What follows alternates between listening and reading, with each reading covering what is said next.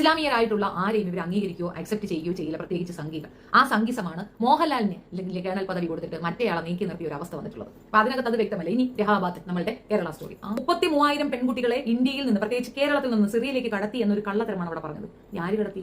3 പെണ്ണുങ്ങൾ മിസ്സിംഗ് ആയിട്ടുണ്ടെന്നുള്ള ന്യൂസിനെ അടിസ്ഥാനപ്പെടുത്തിക്കൊണ്ട് നടത്തിയ ഒരു നുണ പ്രചരണത്തിനെയാണ് ഇവിടെയുള്ളവർ എതിർത്തത്.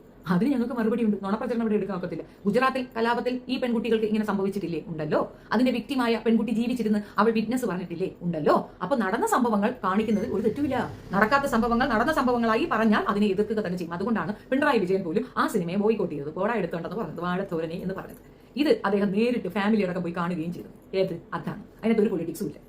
ഈ പോയിന്റ് നീയും കൂടെ മനസ്സിലാക്കി വെച്ചു. ഇട്ടാവട്ട RSSകാർ ഇന്ത്യയിൽ മാത്രമേ ഉള്ളൂ, വേറെ എവിടെയും ഇല്ല.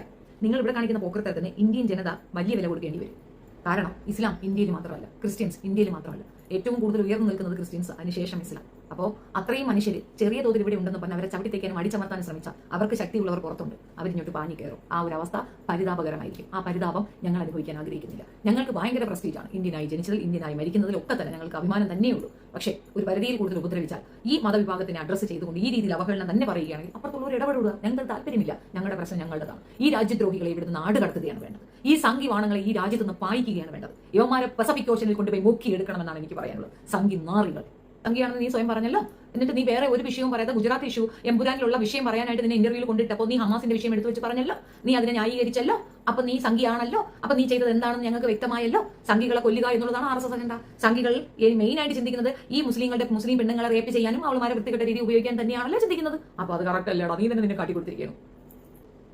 ലോകത്തിലെ ഏറ്റവും വലിയ ശക്തി RSSകാർ തള്ളി അങ്ങോട്ട് മരിക്കുക, എവറസ്റ്റ് കൊടുപിടി താഴെ കിടക്കുന്നു.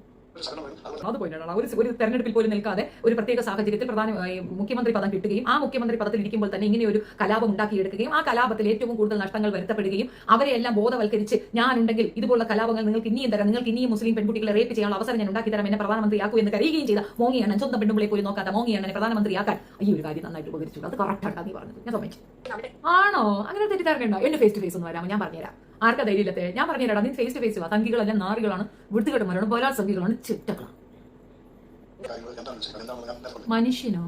കുഞ്ഞുങ്ങളെയോ പെണ്ണുങ്ങളെയോ നോക്കാതെ വെട്ടിയും കുത്തിയും ബലാത്സംഗം ചെയ്തും കൊന്നു എന്ന് പറയുന്ന മനുഷ്യനാണ്. നീ മേജറാണോടാ? പുലിയാ നീ.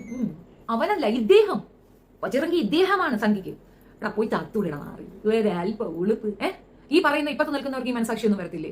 അവർക്കും ഈ അവസരം ഉപയോഗിച്ചൂടെ? സ്വന്തം ചോരയെ വെട്ടുകയും കുത്തുകയും കൊല്ലുകയും ഒക്കെ ചെയ്ത് ഇപ്പൊ ബൽക്കീസ് ബാനുവിന്റെ കുഞ്ഞ് അവളുടെ അമ്മയോ അവളുടെ കുടുംബക്കാരെയും കൊന്നവന്മാർക്കെതിരെ പ്രതികാരം നടത്തണമെന്ന് പറഞ്ഞു കഴിഞ്ഞാൽ മറ്റൊരു പൃഥ്വിരാജിന്റെ മോളിലായിട്ട് ആ കുട്ടി വരത്തില്ലയോ? അതിന് അങ്ങനെ തോന്നാൻ ന്യായമില്ലേ? നിന്റെ ഒരു അഭിപ്രായത്തിലാണെങ്കിൽ ന്യായം ഉണ്ടാവുമല്ലോ. ഓത്ത ന്യായം.